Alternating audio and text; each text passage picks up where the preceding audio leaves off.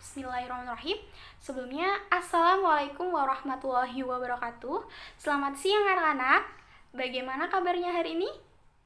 Ibu doakan semua anak-anakku diberi kesehatan. Amin. Baik, untuk pertemuan tadi kita tidak bisa bertemu ya, karena ada pemilihan ketua OSIS. Maka dari itu, Ibu memutuskan menyampaikan materi melalui video pembelajaran ini. Nah, untuk kehadiran, kalian bisa menuliskan nama lengkap dan nomor absen kalian di kolom komentar. Nah, jadi nanti video pembelajaran ini akan Ibu upload di YouTube. Nah, nanti kalian bisa menuliskan nama lengkap dan nomor absen di kolom komentar seperti itu. Ya, sudah bisa dipahami ya untuk absensinya. Nah, baik, di pertemuan kali ini kita akan mempelajari tentang permintaan dan penawaran uang. Sebelum kita masuk materi, ada yang tahu, masih ingat nggak kemarin kita mempelajari materi apa? Ya, kemarin kita sudah mempelajari materi inflasi. Nah, ada yang masih ingat apa itu inflasi? Ya, inflasi adalah kenaikan harga secara terus-menerus. Seperti itu ya. Nah, yang dimana inflasi ini itu menyebabkan rendahnya nilai real uang seperti itu. Nah, dimana rendahnya nilai real uang ini mempengaruhi permintaan dan penawaran uang. Maka dari itu, pada siang hari ini kita akan mempelajari tentang permintaan dan penawaran uang. Nah, sebelum kita masuk materi, di sini Ibu akan menyampaikan terlebih dahulu tentang tujuan pembelajaran yang akan kita capai. Nah, yang pertama, diharapkan anak-anakku sekalian dapat menjelaskan pengertian permintaan dan penawaran uang. Yang kedua, dapat memahami teori permintaan dan penawaran uang.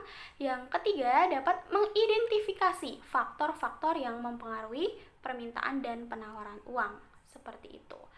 Nah, kita langsung saja masuk materi ya. Nah, apa itu teori permintaan uang? Jadi, permintaan uang adalah keinginan masyarakat untuk memegang uang tunai atau kas daripada mewujudkan kekayaan alam bentuk lain. Nah, kekayaan alam bentuk lain ini itu contohnya seperti emas, tanah, dan lain sebagainya. Nah, jadi masyarakat itu lebih suka memegang uang seperti itu. Jadi permintaan uang itu merupakan keinginan masyarakat untuk memegang uang tunai. Nah, jadi Ibu mau ngasih pertanyaan ya, kenapa masyarakat lebih menyukai memegang uang tunai? Nah, itu pertanyaannya. Nah, bagi yang menonton video pembelajaran ini, pasti kalian mau menjawab gitu ya. Nanti kalian yang mau menjawab, yang aktif ya, di kolom komentar YouTube, nah akan Ibu kasih poin. Poin itu buat tambahan kalian untuk tambahan nilai UAS seperti itu ya. Pertanyaannya bisa jawab ya, nanti yang mau menjawab akan Ibu kasih poin. Kenapa masyarakat lebih menyukai memegang uang tunai? Seperti itu ya pertanyaannya. Nanti kalian yang jawab akan Ibu kasih poin. Oke? Iya. Kita lanjut ya. Nah, di sini teori permintaan uang itu berkembang dari waktu ke waktu. Nah, yang dimana di sini ada teori permintaan Keynes yang dimana disebut sebagai teori yang paling populer. Nah, di sini Keynes itu mengatakan bahwa ada 3 motif seseorang memegang uang. Nah, yang pertama ada motif transaksi. Apa itu motif transaksi? Jadi, uang di sini itu digunakan untuk kegiatan jual beli. Contohnya saja, Ibu sudah memperlihatkan sebuah gambar ya. Di situ menyiapkan gambar, ada gambar pasar. Nah, pastinya di pasar itu ada seorang penjual dan ada seorang pembeli. Pastinya seorang pembeli itu memegang yang namanya uang. Nah, uang ini akan digunakan untuk membeli, untuk transaksi. Nah, jadi dari contoh ini dapat disebut sebagai motif transaksi. Nah, sampai sini paham? Ya, baik, akan Ibu lanjutkan. Yang kedua ada motif berjaga-jaga. Apa itu motif berjaga-jaga? Jadi, uang di sini itu sebagai alat untuk menghadapi kesusahan yang mungkin timbul di masa yang akan datang. Nah, dengan itu kita harus menabung seperti itu. Misal, katakanlah ketika ada sesuatu hal yang tak terduga, contohnya misal sakit, nah itu kita sudah punya tabungan. Nah, uang itu disebut sebagai motif berjaga-jaga. Nah, motif yang ketiga di sini ada motif spekulasi. Nah, jadi uang di sini itu digunakan untuk spekulasi, menguntungkan seperti itu. Contoh misalkan ibu. Nah, ibu membeli tanah di tahun 2000, katakanlah tahun 2018. Nah, akan ibu jual ketika nanti harga tanah itu tinggi, naik seperti itu. Nah, itu jadi uang itu sebagai spekulasi, kegiatan spekulasi, motif spekulasi seperti itu. Nah, yang selanjutnya di sini kita masuk ke pembahasan teori permintaan uang klasik. Nah, yang dimana teori permintaan uang klasik menurut David Ricardo mengatakan bahwa kuat atau lemahnya nilai uang itu sangat tergantung pada jumlah uang yang beredar. Apabila jumlah uang berubah menjadi 2 kali lipat, maka nilai uang akan menurun menjadi setengah dari semula dan juga sebaliknya, seperti itu. Dan apabila jumlah uang itu berkurang hingga setengah, maka nilai uang akan naik menjadi 2 kali lipat. Nah, hal ini terjadi jika jumlah uang naik menjadi 2 kali lipat, otomatis nilai uang itu akan menurun, seperti itu. Nah, dari pendapat David Ricardo tersebut di sini disempurnakan oleh Irving Fisher ya, di mana beliau mengatakan bahwa perubahan nilai uang atau tingkat harga merupakan akibat adanya perubahan jumlah uang yang beredar. Nah, bertambahnya jumlah uang yang beredar dalam masyarakat ini mengakibatkan turunnya nilai mata uang. Nah, apa yang terjadi ketika nilai uang itu turun? Maka tingkat harga itu akan naik, seperti itu. Nah, dari pendapat kedua tokoh ini ya, David Ricardo dan Irving Fisher, dapat disimpulkan bahwa perubahan nilai uang atau tingkat harga itu merupakan akibat adanya jumlah uang yang beredar, seperti itu. Nah, dari pernyataan tersebut di sini dinyatakan dalam persamaan M kali V sama dengan P kali T. Nah, apa itu M? Jadi M itu money, jumlah uang yang beredar. V itu velocity, P price, harga, dan T itu transaction. Seperti itu, transaksi. Nah, mungkin akan lebih jelas di sini Ibu akan kasih contoh soal ya. Nanti kita akan bahas bareng-bareng di sini biar lebih paham dari persamaan David Ricardo dan Irving Fisher, seperti itu. Nah, di sini Ibu sudah ada contoh soal ya. Kita baca soalnya. Di Jepara, jumlah uang yang beredar itu 25 juta dengan kecepatan peredaran sebanyak 10 kali. Apabila harga barang di pasar tersebut itu 50.000 per unitnya, berapakah jumlah barang yang dijual di pasar? Nah, yang ditanyakan di sini jumlah barang yang dijual di pasar. Nah, berarti simbolnya T ya tadi. T, kita lihat ya rumusnya transaksi. Seperti itu, yang ditanyakan T. Nah, dimana yang diketahui jumlah uang yang beredar berarti itu money 25 juta, terus 10 kali itu berarti velocity ya, kecepatannya, terus harganya 50.000. Nah, jadi yang ditanyakan T, rumusnya itu M kali V per P, seperti itu. 25 juta dikali 10 dibagi 50.000 sama dengan 5.000. Jadi jumlah barang yang dijual di pasar itu ada 5.000, seperti itu. Sudah jelas anak-anak? Ya, semoga paham ya, karena ini gampang soalnya. Nah, yang selanjutnya kita akan bahas tentang faktor yang mempengaruhi permintaan uang. Jadi naik turunnya permintaan uang itu dipengaruhi oleh beberapa faktor ya. Di antaranya yang pertama ada selera masyarakat. Nah, kenapa selera masyarakat itu disebut sebagai faktor yang mempengaruhi permintaan uang? Karena ketika selera masyarakat itu tinggi, maka masyarakat itu akan cenderung ingin membeli, ingin memenuhi kebutuhan itu ya, yang diinginkan seperti itu, sehingga membutuhkan jumlah uang yang besar, maka permintaan uang akan naik seperti itu ya. Karena dengan masyarakat yang cenderung ingin membeli, ingin membeli yang mereka inginkan seperti itu, maka di sini akan menaikkan permintaan uang. Nah, yang selanjutnya kekayaan masyarakat. Nah, begitu pula dengan kekayaan masyarakat ya. Kondisi masyarakat yang kaya itu akan mendorong naiknya permintaan uang. Nah, contohnya misal orang kaya itu memiliki banyak barang-barang mewah seperti itu, contoh rumah mewah, terus mobil mewah, yang dimana itu kan butuh perawatan yang sangat luar biasa seperti itu ya, dan membutuhkan banyak uang seperti itu. Nah, di sini maka permintaan uang itu akan naik seperti itu. Yang ketiga ada tersedianya fasilitas kredit. Contoh misal dengan adanya kartu kredit, kita membayar dengan menggunakan kartu kredit itu akan menurunkan permintaan uang seperti itu, karena kita membayar dengan kartu kredit bukan dengan uang tunai seperti itu.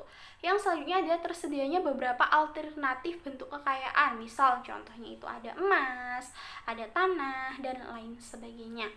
Terus adanya sistem pembayaran yang berlaku. Nah, jadi di sini itu berhubungan dengan proses produksi. Nah, kenapa? Karena proses produksi ya, di perusahaan di sini itu proses produksi, ketika perusahaan itu membayarkannya dengan uang, maka akan menaikkan permintaan uang. Tapi ketika perusahaan tersebut itu membayar biaya produksi itu dengan kartu kredit, maka akan menurunkan seperti itu, permintaan uang itu akan kecil. Nah, seperti itu ya. Oke, yang selanjutnya di sini kita masuk ke penawaran uang. Apa itu penawaran uang? Ya, jadi penawaran uang itu adalah banyaknya jumlah uang yang beredar dalam perekonomian. Nah, di sini uang yang beredar dalam perekonomian itu terdiri dari M1, M2, dan M3. Apa itu M1? Jadi M1 ini terdiri dari uang kartal dan uang jiral. Nah, apa itu uang kartal? Jadi, uang kartal adalah uang yang diterbitkan oleh Bank Indonesia. Nah, uang kartal ini kita gunakan sehari-hari. Contoh, ada uang dalam bentuk logam, terus dan uang kertas seperti itu. Itu untuk M1 ya, uang kartal. Nah, dengan uang jiral. Nah, uang jiral di sini itu uang yang alat pembayaran yang diterbitkan bank umum. Contohnya biliet giro, terus ada cek seperti itu. Nah, yang selanjutnya ada M2. Nah, M2 ini gabungan M1 plus uang kuasi gitu ya. Uang kuasi. Jadi uang jiral, uang kartal, dan uang kuasi. Nah, uang kuasi di sini itu alat pembayaran yang tidak bisa dilakukan secara langsung seperti itu. Nah, tapi uang kuasi ini tuh dapat diuangkan. Contohnya deposito jangka pendek. Nah, ketika deposito itu diambil, maka dapat digunakan untuk membayar seperti itu ya. Nah, yang ketiga ada M3. Di sini itu gabungan M2 dengan deposito jangka panjang. Nah, apa itu deposito jangka panjang? Jadi deposito jangka panjang itu simpanan bank yang dimana bisa diambil sesuai dengan waktunya, waktu yang sudah disepakati di awal seperti itu. Oke, kita lanjut ke teori penawaran uang. Menurut Budiono, teori penawaran uang itu ada dua. Ada teori penawaran uang tanpa bank atau sistem emas, dan teori penawaran uang modern. Nah, di mana di sini yang pertama ada teori penawaran uang tanpa bank. Nah, dalam teori penawaran uang tanpa bank di sini, penciptaan uang itu tidak dipengaruhi oleh bank, tetapi menggunakan sistem standar emas seperti itu. Dalam teori ini, emas merupakan satu-satunya alat pembayaran dalam perekonomian. Jadi, naik turunnya jumlah uang yang beredar sesuai dengan ketersediaan emas dalam seperti itu. Yang kedua ada teori penawaran uang modern. Nah, di mana di sini itu pada perekonomian modern itu berbeda ya dengan teori penawaran uang tanpa bank, di mana teori penawaran uang modern di sini itu pada perekonomian modern para produsen emas itu tidak lagi berperan sebagai penentu jumlah uang beredar. Dalam teori ini, penentuan jumlah uang beredar itu menggunakan standar kertas dan penyediaan jumlah uang beredar yang dimana dilakukan oleh otoritas moneter atau bank sentral, nah serta lembaga keuangan seperti itu. Ibu rasa sudah sangat dipahami ya, sangat bisa dipahami seperti itu. Nah, yang selanjutnya di sini ada faktor-faktor yang mempengaruhi penawaran uang. Nah, di mana faktor yang mempengaruhi penawaran uang yang pertama itu ada tingkat harga. Kenapa tingkat harga disebut sebagai faktor yang mempengaruhi penawaran uang? Nah, jadi jika harga itu naik seperti itu ya, maka di sini tuh harus tersedia lebih banyak uang agar masyarakat itu tadi dapat membayar kenaikan harga tersebut seperti itu. Nah, yang kedua ada tingkat inflasi. Begitupun dengan tingkat inflasi ya. Nah, jadi tingkat inflasi di sini kan kondisi di mana uang yang beredar itu banyak ya. Nah, jadi dengan itu pemerintah itu harus mengurangi jumlah uang yang beredar dengan menurunkan penawaran uang seperti itu. Nah, yang ketiga pendapatan nasional. Nah, ketika pendapatan nasional itu naik, maka pemerintah itu harus menurunkan penawaran uang, dan sebaliknya ketika pendapatan nasional itu rendah, maka jumlah uang yang beredar harus dinaikkan, penawaran uang harus dinaikkan seperti itu. Ya, yang selanjutnya juga ada selera masyarakat ya. Di sini dikatakan sebagai faktor yang mempengaruhi penawaran, karena ketika selera masyarakat itu tinggi, maka masyarakat itu akan cenderung ingin membeli, ingin belanja, ingin memenuhi apa yang mereka inginkan seperti itu. Maka di sini membutuhkan jumlah uang yang besar, maka penawaran uang itu naik seperti itu. Nah, yang selanjutnya ada tingkat produksi. Nah, tingkat produksi di sini juga faktor yang mempengaruhi penawaran uang, karena tingkat produksi ini ketika tidak diimbangi dengan jumlah uang yang beredar itu akan mengakibatkan deflasi seperti itu. Bagaimana cara biar tidak terjadi deflasi? Maka harus menambah jumlah uang yang beredar seperti itu ya. Oke. Untuk materinya sudah selesai ya, kita sudah membahas tentang pengertian, baik pengertian penawaran dan permintaan uang, terus teori-teori permintaan penawaran uang, terus faktor yang mempengaruhi penawaran dan permintaan uang. Sudah kita bahas semua ya. Semoga anak-anakku dari pembahasan ibu ini dapat dipahami ya dengan baik seperti itu. Nah, sebagai bahan evaluasi, di sini ibu akan memberikan tugas ya ke kalian. Jadi tugasnya itu menjawab soal kuis. Nah, soal kuis ini sudah ibu buat dalam bentuk word wall. Jadi nanti kalian tinggal mengeklik link yang sudah ibu kirim. Nah, kalian klik terus muncul pertanyaan, nanti kalian jawab di situ seperti itu ya. Nah, untuk tugasnya itu ya, tugas kuis di situ ada 10 soal, dan untuk tenggatnya akan ibu kasih waktu besok hari ya, paling tidak pagi seperti itu. Untuk jamnya nanti akan ibu tulis di Google Classroom seperti itu ya. Nanti untuk linknya akan ibu share di WhatsApp group dan Google Classroom seperti itu.